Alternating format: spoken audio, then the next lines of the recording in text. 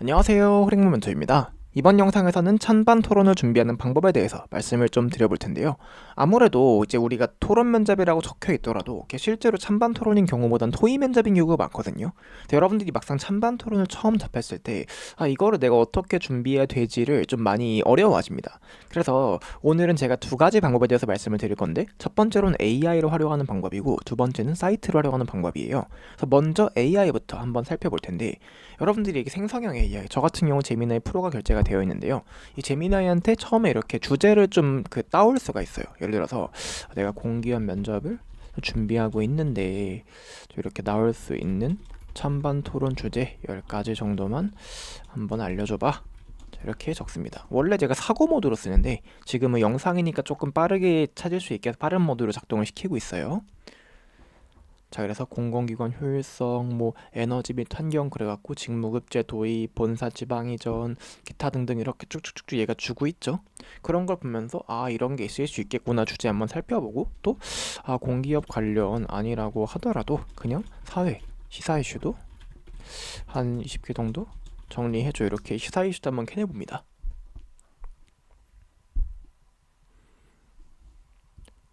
그래서 이제 또 카테고리별로 이렇게 막 지금도 주고 있죠. 음, 가장 좀 최신 이슈들도 좀 알려줄 수 있어? 하고 물어봅니다. 왜냐면 최신 이슈가 3번 토론 면접에서는 좀 많이 나오거든요. 자, 요런 식으로 이제 하니까 또 지금 여기 나오지 않았던 또 새로운 주제들이 막 쭉쭉쭉 나온다, 그죠? 요런 식으로 이렇게 우리가 제미나이를 이렇게 계속 이제 제미나이한테 계속 질문을 좀 심도 있게 하면은 얘가 새로운 주제 계속 준단 말이에요. 주제는 요런 식으로 꺼낼 수 있고, 또 이제 우리 아까 봤던 중에 공공기관, 그래 공공기관 이렇게 지방 이전에 대해서 한번 이야기를 해보죠. 그러면은 자, 공공기관 좀 지방 이전에 관해서 찬성, 좀 반대측 논거를 한번 자세히 정리해줘, 이렇게 물어봅니다. 자, 그럼 여기서 뭐 수도권 과밀화 해소, 뭐 지역 인재 및 일자리 창출, 지방 거점도시 자생력, 반대론 막 이러이러한 것 얘기를 하죠. 그럼 여기서 이걸 그냥 여러분들이 보고 넘어가는 게 아니라 추가적으로 한번 이해를 위해서 질문을 더 해봅니다.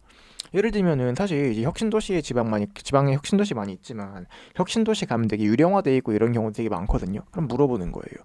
야, 근데 혁신도시 내가 가보니까 되게 좀 유령화된 경우도 많고 활성화가 사실 많이 안 되어 있는 것 같은데, 그게 좀 지방 균형 성장에 어떻게 도움을 주냐, 이렇게 물어봅니다.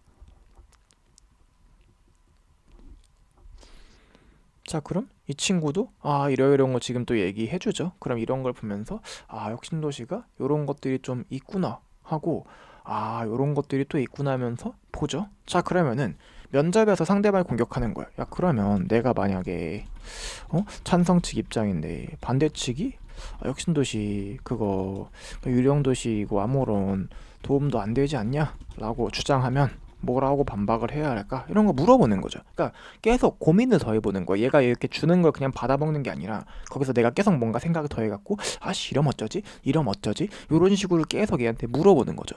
자, 그러면은 그거를 듣고 얘가 또 얘기해주죠. 과도기적 현상이다, 인정하고. 왜냐면 실제로 지금 유령도시인 경우가 많기는 하거든요. 그러니까 이제 아무래도 좀 이게 밤 되면, 그러니까 점심 상권은 활성화가 돼 있는데 밤에 있는 상권은 좀 활성화가 안 된 경우가 실제로 좀 많아요. 그리고 만약 방치 비용 뭐 이렇게 어떠냐, 실질적인 성과 제시 이런 것도 있다, 뭐 이런 것들 있죠. 자, 그래서 이런 것들 보면서 이런 반론을 펼칠 수 있겠구나 생각해 볼 수 있고요. 또 그 다음에 또 이런 것도 있죠. 이제 지방 어쨌든 공공기관 이전이 지방 균형 발전을 위해서 우리가 한다라는 거잖아요. 자, 그러면 만약에 지방 균형 발전을 목표로 하는 건데 막 유령도시가 되고 이러면 도움이 안 되는 게 아니냐. 그리고 좀 지방 균형 발전이 도대체 왜 필요한 거냐, 이렇게 물어봅니다. 사실 지방 균형 발전이라는 게 GPT가 얘기해주긴 하겠지만 저게 단순히 막 그런 막 이 본사 이전 그런 개념이 아니거든요. 그래서 얘네가 막 과밀화, 저출산 막 이런 거 얘기해주지만 가장 본질적으로 말씀드리면 결국은 이 수도권의 모든 게 몰빵되는 구조 자체가 우리나라한테 되게 안 좋기 때문에 그렇거든요. 결국은 이게 단순히 지방이 약간 그냥 살아야지 이런 약간 허울 좋은 것들이 아니라 인프라의 과밀이라던가 약간 그 지역에서 타고난 사람들이 거기서 살지 못하고 이전을 하다 보면은 그냥 그 지역 자체가 무너지면 사실상 그냥 서울 하나로 약간 한국이 다 통제가 되는 그런 상황으로 가야 되는데 사실 그게 되게 안 좋다라는 거예요. 그래서 그런 부분에 대해서 이제 그 친구가 이야기를 좀 해줄 겁니다. 그러면은 아 그렇구나, 아 그렇구나 하면서 이런 것들 여러분 쭉 습득을 하죠. 이걸 습득을 하면은 점점 이 주제에 대해서 생각할 수 있는 것들이 많아지고 그러면 면접에 가서 할 수 있는 말도 굉장히 좀 많아지겠죠. 그래서 이런 것들이 GPT를 통해서 내가 토론 면접을 준비한다는 개념이거든요. 단순히 이 친구가 주는 것만 그냥 받아먹고 정리하고 그러는 게 아니라 이 친구한테 내가 계속 뭔가를 물어보면서 좀 파악을 하고 그리고 이제 단순히 이렇게 파악을 하는 게 아니라 여기서 내가 이제 이거를 GPT가 알려준 게 사실일지 아닐지 100% 확신할 수 없거든요. 그럼 물어보는 거야. 아 그러면 그 지방 균형 발전이 꼭 필요한 이유에 대해서 잘 정리해둔 좀 글이나 영상 같은 것도 한 5개 이내에서 나한테 좀 추천 좀 해줘봐 이렇게 얘기를 합니다. 이게 사고 모드라서 조금 시간이 걸려요. 제가 방금 사고 모드로 바꿨거든요.